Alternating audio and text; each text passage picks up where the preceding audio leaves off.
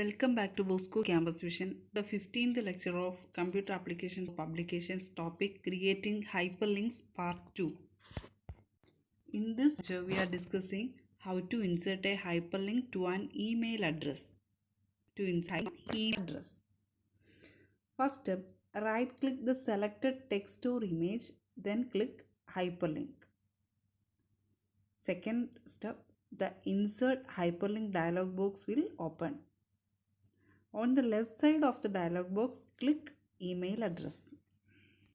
അതായത് first of all നമ്മൾ എന്തിനാണോ ഹൈപ്പർ ലിങ്ക് നമ്മൾ കൊടുക്കേണ്ടത്, അതായത് ഒരു ടെക്സ്റ്റിനാണോ ഒരു ഇമേജിനാണോ എങ്കിൽ ആ വേണ്ടുന്നത് നമ്മൾ എന്ത് ചെയ്യണം, സെലക്ട് ഹൈപ്പർ ഓപ്ഷൻ അതെന്ത് ചെയ്യണം, ക്ലിക്ക് ചെയ്യണം. അപ്പോൾ ഒരു ഡയലോഗ് ബോക്സ് ഓപ്പൺ ആവും.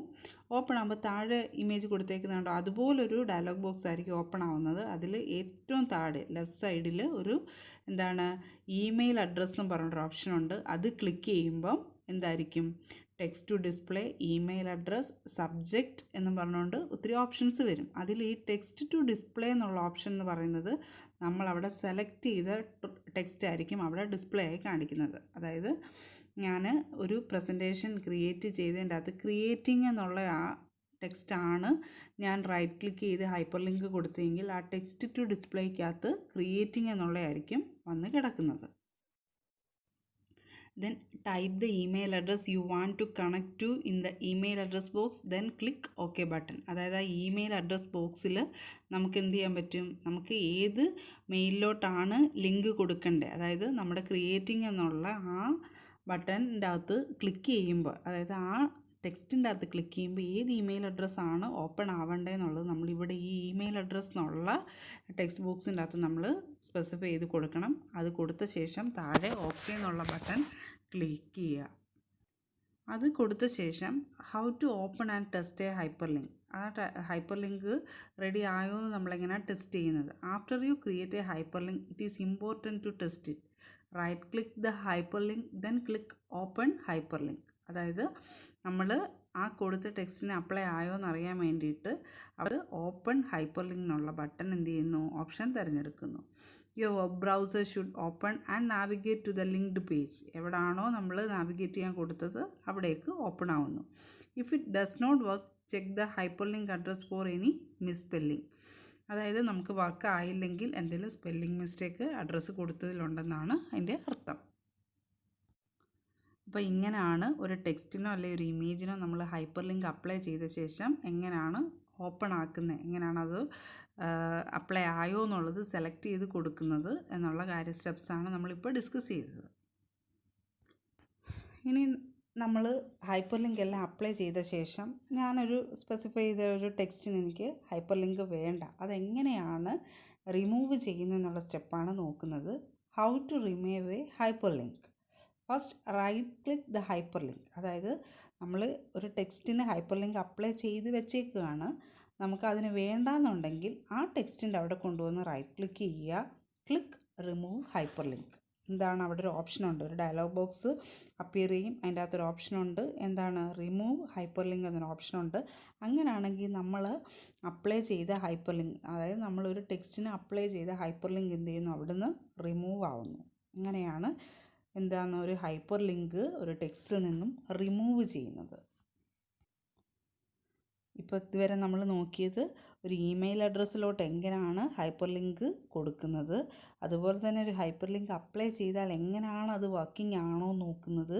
പിന്നെന്താണ് നോക്കിയത്, ഒരു ഹൈപ്പർ ലിങ്ക് അപ്ലൈ ചെയ്ത ശേഷം നമുക്ക് വേണ്ടെന്നുണ്ടെങ്കിൽ എങ്ങനെ അവിടെ നിന്ന് റിമൂവ് ചെയ്യാം എന്നുള്ളതാണ് ഡിസ്കസ് ചെയ്തത്.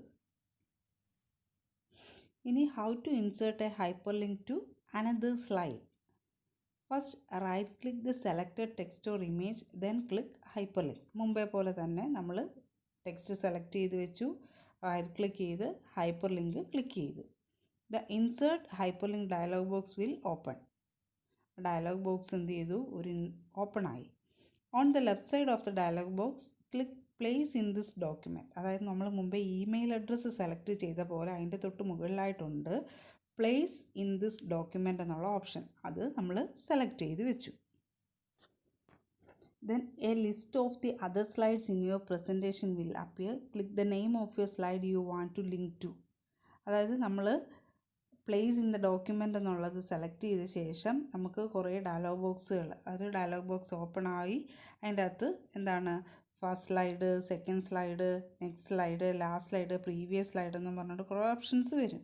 അപ്പം നമ്മളിപ്പോൾ സെലക്ട് ചെയ്ത ടെക്സ്റ്റിൽ നിന്ന് നമുക്ക് ഏത് സ്ലൈഡോട്ടാണ് അല്ലെ ഏത് ഡോക്യുമെൻ്റാണ് ഓപ്പൺ ചെയ്യേണ്ടത്, അവിടെ ഡോക്യുമെൻറ്റ്സിൻ്റെ പേരും വരും, എന്താണ് നമുക്ക് open ആവേണ്ടത്.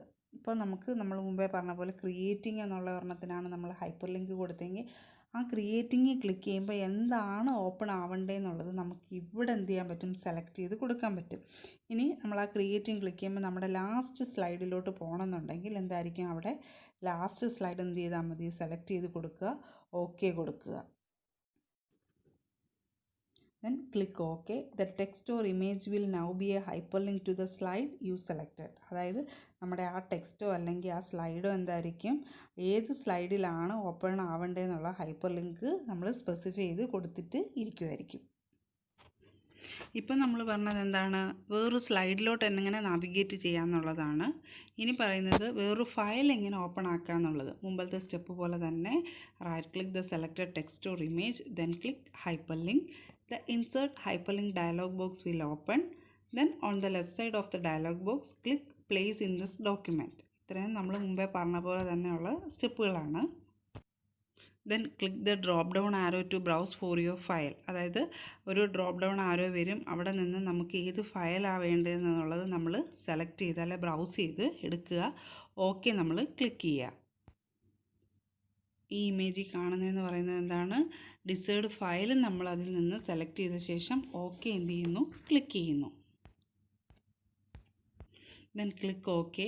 The text or image will now be a hyperlink to your file you selected. അതായത് നമ്മുടെ ആ ടെക്സ്റ്റ് എന്താ ടാഗ് ചെയ്തു, ഒരു ഹൈപ്പർ ലിങ്ക് ആയിട്ട് ആക്ട് ചെയ്തു. ഏത് ഫയലാണോ നമ്മൾ സെലക്ട് ചെയ്ത് വെച്ചേക്കുന്നത് ആ ടെക്സ്റ്റ് നമ്മൾ ക്ലിക്ക് ചെയ്യുമ്പോൾ ആ ഫയൽ അവിടെ എന്ത് ചെയ്യുന്നു, ഓപ്പൺ ആവുന്നു. അപ്പോൾ ഇതിൽ നമ്മൾ രണ്ട് കാര്യങ്ങളാണ് നോക്കിയത്. എന്താണ്, ഒരു ടെക്സ്റ്റ് ക്ലിക്ക് ചെയ്യുമ്പോൾ വേറെ ഒരു സ്ലൈഡിലോട്ട്, അതായത് നമ്മൾ ക്രിയേറ്റ് ചെയ്ത ആ പവർ പോയിൻറ്റിൻ്റെ വേറെ ഏതെങ്കിലും ഒരു സ്ലൈഡിലോട്ട് എങ്ങനെയാണ് നാവിഗേറ്റ് ചെയ്യുന്നതെന്നുള്ളതും, അതുപോലെ തന്നെ സെയിം സ്റ്റെപ്സാണ് നമ്മൾ എന്ത് ചെയ്യുന്നത്, ആ ടെക്സ്റ്റ് ക്ലിക്ക് ചെയ്ത ശേഷം വേറൊരു ഫയൽ എങ്ങനെയാണ് ഫയലിലോട്ട് എങ്ങനെയാണ് നാവിഗേറ്റ് ചെയ്യുന്നതെന്നുള്ളതും പറഞ്ഞിരിക്കുന്നത്. So today's assignment question is, how can we insert a hyperlink to an email address? Second question, how can we insert a hyperlink to another file? First question, how can we insert a hyperlink to an email address? Second question, how can we insert a hyperlink to another file? നമ്മളെപ്പോഴും ശ്രദ്ധിക്കേണ്ട ഒരു കാര്യം, നമ്മൾ ഏതെങ്കിലും ഒരു ടെക്സ്റ്റിനോ അല്ലെങ്കിൽ ഒരു ഇമേജിനാണോ hyper link apply ചെയ്തിരിക്കുന്നതെങ്കിൽ നമുക്ക് എന്തായിരിക്കും, നമുക്ക് മനസ്സിലാക്കാം ആ ടെക്സ്റ്റിൻ്റെ അല്ലെങ്കിൽ ആ ഇമേജിൻ്റെ അണ്ടർലൈൻ അങ്ങനെ നമുക്ക് മനസ്സിലാക്കാൻ പറ്റും അവിടെ ഹൈപ്പർ ലിങ്ക് അപ്ലൈ ചെയ്തിട്ടുണ്ട്. അതിൽ ക്ലിക്ക് ചെയ്താൽ വേറെ എന്തിലേക്കും നാവിഗേറ്റ് ചെയ്ത് കൊണ്ടുപോകുന്നുള്ളത് നമുക്ക് മനസ്സിലാക്കാൻ പറ്റും.